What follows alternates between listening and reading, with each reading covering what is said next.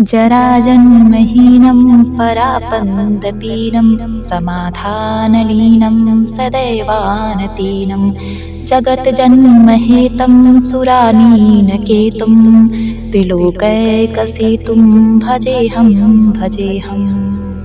ॐ नमो भगवते वासुदेवाय नमः। जय श्री हरि। प्रिय भक्तगणों, ये उस समय की बात है जब भयंकर काली रात थी। तभी उसी अंधकार में दो गंधर्व प्रकट हुए और अप्सरा उर्वशी के मेमनों को लेकर भाग गए। वह मेमने उर्वशी को अत्यंत ही प्रिय थे, उनके प्राणों से अधिक भी प्रिय थे। जब उर्वशी ने अपने पति राजा पुरुरवा को उन मेमनों को लाने के लिए कहा और डांट फटकार लगाई, तो राजा तुरंत हाथ में तलवार लेकर चल पड़े और सूर्योदय होते होते मेमनों को लेकर वापस आ गए। किंतु यह क्या, उर्वशी ने जो देखा उसे देखकर तो वे तुरंत अपने पति राजा पुरुरवा को छोड़कर इंद्रलोक चली गई। आखिर राजा पुरुरवा की प्रिय पत्नी उर्वशी ने ऐसा क्या देखा कि वे उन्हें छोड़कर इस तरह चली गईं? प्रिय भक्तगणों, इन प्रश्नों का उत्तर जानने के लिए इस पावन पवित्र श्रीमद् भागवत के नवम स्कंद के कथा को धैर्य और मन लगाकर प्रेम पूर्वक श्रवण करें। प्रिय भक्तों, आज के इस पौष माह के चौथे दिन की कथा में बुध और इला के पुत्र राजा पुरुरवा की भक्ति प्रेम की बड़े ही मनमोहक, दुर्लभ तथा पौराणिक कथा का रसपान करेंगे। इससे पूर्व आपने हमारी पौष माह के तीसरे दिन की कथा अभी तक नहीं सुनी है तो उसे अवश्य ही श्रवण करें। चौथे दिन की परम सुखदायी कल्याणमयी कथा इस प्रकार से है। श्री सुखदेव जी कहते हैं, परीक्षित, अब मैं तुम्हें चंद्रमा के पावन वंश का वर्णन सुनाता हूँ। इस वंश में पुरुरवा आदि बड़े बड़े पवित्र कीर्ति राजाओं का कीर्तन किया जाता है। ब्रह्मा जी के पुत्र अत्रि, वे अपने गुणों के कारण ब्रह्मा जी के समान ही थे। उन्हीं अत्रि के नेत्रों से अमृतमय चंद्रमा का जन्म हुआ। ब्रह्मा जी ने चंद्रमा को ब्राह्मण, औषधि और नक्षत्रों का अधिपति बना दिया। उन्होंने तीनों लोकों पर विजय प्राप्त की और राजसूय यज्ञ किया। इससे उनका घमंड बढ़ गया और उन्होंने बलपूर्वक बृहस्पति की पत्नी तारा को हर लिया। देवगुरु बृहस्पति ने अपनी पत्नी को लौटा देने के लिए उनसे बार बार याचना की, परंतु वे इतने मतवाले हो गए थे कि उन्होंने किसी प्रकार उनकी पत्नी को नहीं लौटाया। ऐसी परिस्थिति में उनके लिए देवता और दानवों में घोर संग्राम छिड़ गया। इस प्रकार तारा के लिए देवता और असुरों का संहार करने वाला घोर संग्राम हुआ। तदवंतर अंगिरा ऋषि ने ब्रह्मा जी के पास जाकर यह युद्ध बंद करने की प्रार्थना की। इस पर ब्रह्मा जी ने चंद्रमा को बहुत डांट फटकारा और तारा को उनके पति बृहस्पति के हवाले कर दिया। अब बृहस्पति को यह मालूम हुआ कि तारा तो गर्भवती है। तब उन्होंने कहा, दुष्टे, मेरे क्षेत्र में यह तो किसी दूसरे का गर्भ है, इसे तू अभी त्याग दे, तुरंत त्याग दे। डर मत, मैं तुझे जलाऊंगा नहीं, क्योंकि एक तो तू स्त्री है और दूसरे मुझे भी संतान की कामना है। अपने पति की बात सुनकर तारा अत्यंत लज्जित हुई। उसने सोने के समान चमकता हुआ एक बालक अपने गर्भ से अलग कर दिया। उस बालक को देखकर बृहस्पति और चंद्रमा दोनों ही मोहित हो गए और चाहने लगे कि यह हमें मिल जाए। अब वे एक दूसरे से इस प्रकार जोर जोर से झगड़ा करने लगे कि यह तुम्हारा नहीं, मेरा है। ऋषियों और देवताओं ने तारा से पूछा, यह किसका पुत्र है? परंतु तारा ने लज्जावश कोई उत्तर नहीं दिया। उसी समय ब्रह्मा जी ने तारा को एकांत में बुलाकर बहुत कुछ समझा बुझाकर पूछा। तब तारा ने धीरे से कहा कि चंद्रमा का। इसीलिए चंद्रमा ने उस बालक को ले लिया। श्री सुखदेव जी आगे कहते हैं, हे परीक्षित, ब्रह्मा जी ने उस बालक का नाम रखा बुद्ध, क्योंकि उसकी बुद्धि बड़ी ही गंभीर थी। ऐसा पुत्र प्राप्त करके चंद्रमा को बहुत ही आनंद हुआ। बुध जो कि सभी ग्रहों के राजकुमार माने जाते हैं। इला और बुध के द्वारा इला के गर्भ से राजा पुरुरवा का जन्म हुआ। इसका वर्णन मैं पहले ही कर चुका हूँ। इसी तरह एक दिन की बात है। इंद्र की सभा में देवर्षि नारद पुरुरवा के रूप, गुण, उदारताशील स्वभाव, धन संपत्ति और पराक्रम का गान कर रहे थे।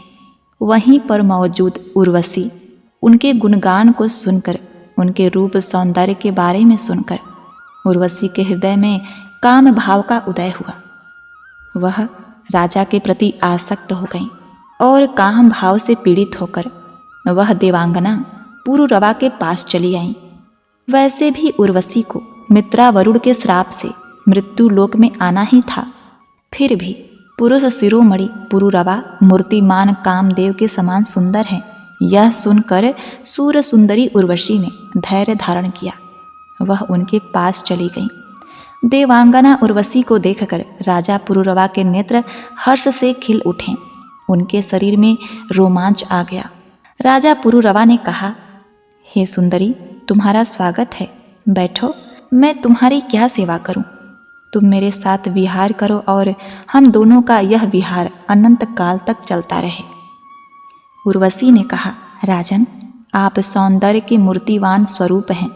भला ऐसी कौन कामिनी है जिसकी दृष्टि और मन आप में आसक्त न हो जाए? क्योंकि आपके समीप आकर मेरा मन रमण की इच्छा से अपना धैर्य खो बैठा है। राजन, जो पुरुष रूप गुण आदि के कारण प्रशंसनीय होता है वही स्त्रियों को अभिष्ट होता है। अतः मैं आपके साथ अवश्य ही विहार करूंगी, परंतु मेरे प्रिय महाराज, मैं आपको धरोहर के रूप में भेड़ के 2 बच्चे सौंपती हूँ। आप इनकी रक्षा करना। यह मुझे अपने पुत्र के भांति प्राणों से भी अधिक प्रिय हैं। हे वीर शिरोमणि, मैं सिर्फ घी से बने आहार का ही सेवन करूंगी। और मेरी तीसरी शर्त है, संभोग के अतिरिक्त और किसी भी समय आपको वस्त्रहीन न देख सकूं। परम तेजस्वी पुरुरवा ने कहा, हे देवी, ठीक है। ऐसा कहकर उनकी शर्तें स्वीकार कर ली। अब अप्सरा उर्वशी ने राजा पुरुरवा से विवाह कर लिया। श्री सुखदेव जी कहते हैं, हे परीक्षित, तब उर्वशी काम शास्त्र पद्धति से पुरुष श्रेष्ठ पुरुरवा के साथ विहार करने लगी। वे भी देवताओं की विहार स्थली चैत्र रथ नंदन वन आदि उपवनों में उनके साथ स्वच्छंद विहार करने लगे। देवी उर्वशी के शरीर से कमल केसर सी सुगंध निकला करती थी। उनके साथ राजा पुरुरवा ने बहुत वर्षों तक आनंद विहार किया। वे उनके मुख की सुरभि से अपने सुध बुध खो बैठे थे। अब देखिए, राजा पुरुरवा तो उर्वशी के प्रेम में इतना खो चुके थे कि उन्हें दिन और रात का पता ही नहीं था। कितने सहस्त्रों युग बीते, साल बीते, किंतु राजा को कुछ भी पता नहीं था। किंतु इंद्र को तो सब कुछ पता था। इधर जब इंद्र ने उर्वशी को नहीं देखा, तब उन्होंने गंधर्वों को उन्हें लाने के लिए भेजा और कहा, उर्वशी के बिना मुझे यह स्वर्ग फीका जान पड़ता है। इतने सहस्त्रों युग बीत गए हैं और उर्वशी यहाँ इंद्रलोक में मौजूद नहीं है। अब क्या था, वे गंधर्व आधी रात के समय घोर अंधकार में वहां गए और उसी समय उर्वशी और राजा पुरुरवा रात्रि के समय निद्रा में थे और वे दोनों गंधर्व उर्वशी के दोनों भेड़ों को, जिसे उर्वशी ने राजा के पास धरोहर के रूप में रखा था, चुराकर चले गए। उर्वशी ने जब गंधर्वों के द्वारा ले जाए जाते हुए अपने पुत्र के समान प्यारे भेड़ों की बें बें सुनी, तब वह राजा पुरुरवा से बड़े ही कटु वचन में कहती हैं, अरे इस कायर को तो अपना स्वामी मानकर मैं तो मारी गई। यह नपुंसक अपने को बड़ा वीर मानता है। यह मेरे भेड़ों को भी न बचा सका। इस पर विश्वास करने के कारण लुटेरे मेरे बच्चों को लूटकर ले जा रहे हैं। मैं तो मर गई। देखो तो सही, यह दिन में मर्द बनता है और रात में स्त्री की तरह डरकर सो रहा है। श्री सुखदेव जी कहते हैं, हे परीक्षित, जैसे कोई हाथी को अंकुश से बेध डाले, वैसे ही उर्वशी ने अपने वचन बाणों से राजा को बेध दिया। राजा पुरुरवा को बड़ा क्रोध आया और हाथ में तलवार लेकर वस्त्रहीन अवस्था में ही उस ओर दौड़ पड़े। अब क्या था, वे दोनों गंधर्व झपटे हुए भेड़ को वहीं पर छोड़ दिए और स्वयं वहां से चल पड़े। जब राजा पुरुरवा भेड़ को लेकर लौटे, उस समय उजाला होने वाला था, सूर्य उदय का समय था। तब उर्वशी ने उस प्रकाश में उन्हें निवस्त्र अवस्था में देख लिया। बस उसी समय उन्हें छोड़कर चली गई। हे परीक्षित, राजा पुरुरवा ने जब अपने शयनगार में अपनी प्रियतमा उर्वशी को नहीं देखा तो वे अनमने से हो गए। उनका चित्त उर्वशी में ही बसा हुआ था। वे उनके लिए शोक से विह्वल हो गए और उन्मत्त की भांति पृथ्वी में इधर उधर भटकने लगे। एक दिन की बात है, कुरुक्षेत्र में सरस्वती नदी के तट पर उन्होंने उर्वशी और उनकी 5 प्रसन्नमुखी सखियों को देखा और बड़ी मीठी वाणी से कहा, हे प्रिय, तनिक ठहर जाओ, एक बार मेरी बात मान लो, क्षण भर ठहरो, आओ हम दोनों कुछ बातें कर लें। अतः मेरा यह सुंदर शरीर अभी ढेर हुआ जाता है और तुम्हारे देखते ही देखते भेड़ और गिद्ध खा जाएंगे। राजा की ये हालत देखकर उर्वशी ने सोचा कि राजा को इस तरह स्त्री के लिए रोना बिलाप करना ठीक नहीं है। वह तो एक सर्वश्रेष्ठ राजा हैं, उनके कंधों पर पूरे चंद्रवंश का भार है।